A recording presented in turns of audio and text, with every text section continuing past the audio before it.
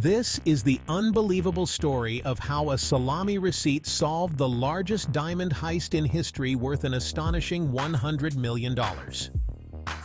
February 14, 2003, Antwerp, Belgium, Valentine's Day. A heist of epic proportions was about to unfold. The target? The Antwerp Diamond Center, known for housing a massive treasure trove of precious stones. A vault so secure that it earned the nickname, the Impenetrable Fortress. Let's meet the mastermind who dared to challenge the seemingly unbreachable vault. Antwerp, 18 months earlier, Leonardo Notarbartolo, a lifelong criminal, sipped an espresso at a cafe on Hovenierstraat, the Diamond District's main street.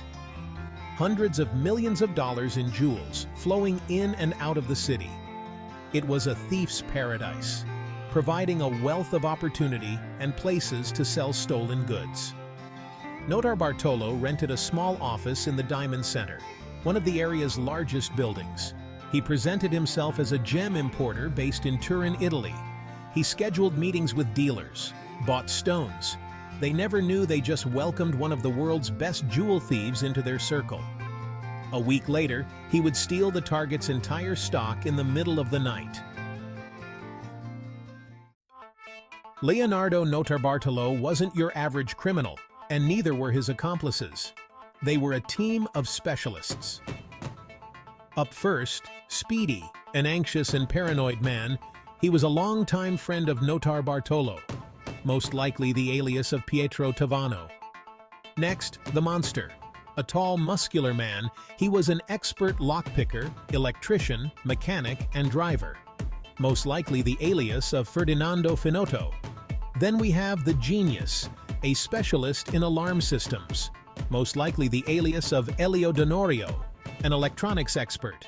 And lastly, the King of Keys, an older man known as one of the best key forgers in the world. Together, they will attempt to do the impossible. The vault in the Antwerp Diamond Center is protected by multiple security mechanisms, which include a lock with 100 million possible combinations, infrared heat detectors, a seismic sensor, and a magnetic field on the doors of the vault. Notarbartolo was renting an office nearby. He also had a lockbox in the Diamond Center vault that he frequently used for his own stash of stolen goods. It was during an earlier visit that Notarbartolo was able to discreetly place a micro camera in a position to capture the employees opening the vault. From the footage, they were able to decipher the combination. The night of the heist finally arrived. To avoid the large number of security cameras in the area, the King of Keys picked the lock of an office building that adjoined the Diamond Center. It shared a private garden with the center that wasn't under video surveillance. The garden allowed access to a small balcony on the Diamond Center, which the group accessed with a ladder. The Genius disabled an alarm on the balcony's windows. They entered the Diamond Center and quickly made their way through the corridors. They reached the vault. It had a lock that consisted of 2 plates. When armed, they would trigger a magnetic field. If the door opened, the field would break, triggering an alarm. The Genius prevented the field from breaking by using a custom-made aluminum plate with adhesive tape. The King of Keys picked the lock to the internal gate. Inside the vault, the Monster reached up to the ceiling, pushed back a panel locating the security system's inbound and outbound wires. An electric pulse traveled along these wires. If any sensor was tripped or broken, the circuit would break and trigger the alarm. The Monster shunted the wiring to the circuit, ensuring the alarm would not trigger. The King of Keys used a hand-cranked jack to break the locks on each of the security boxes. At 5:30 a.m., 109 lock boxes later, they finished and drove away. The following morning, as the sun rose over the Antwerp skyline, the unthinkable was discovered. The impenetrable Diamond Center had been breached. When detectives Pays and De Breiker arrived at the scene, they were met with the aftermath of a perfectly executed heist. The news spread like wildfire, sending shockwaves through the diamond industry. Detectives Pays and De Breiker launched a full-scale investigation. Meanwhile, Notar Bartolo and Speedy went to dispose of the evidence several nights later. They pulled into what they thought was a parcel of unused land in the woods. Notar Bartolo went to burn part of the evidence. When he returned to the car, he could not believe what he saw. Speedy was in the middle of a full-blown panic attack.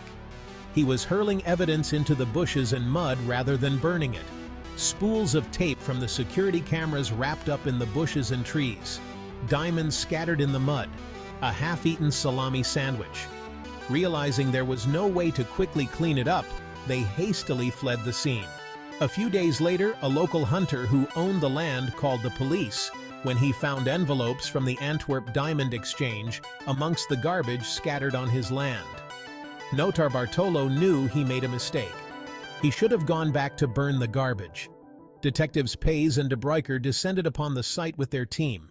Evidence was carefully gathered for examination. Lab techs bagged a half-eaten salami sandwich they found along with salami packaging nearby. It was sent to Diamond Squad headquarters. Days later, the detectives executed a search warrant on the apartment Notar Bartolo rented in Antwerp. In a cupboard, they found a receipt from a local grocery store matching the salami found at the site where the evidence was dumped. Using a timestamp on the receipt, Detectives Pays and De Bruyker reviewed the closed-circuit footage from the grocery store. There was Ferdinando Finotto, the man most likely to be the monster. The receipt was one of the key pieces of evidence that led to Notar Bartolo's indictment and subsequent trial. He was found guilty of orchestrating the heist and sentenced to 10 years in prison. He was released on parole in 2009.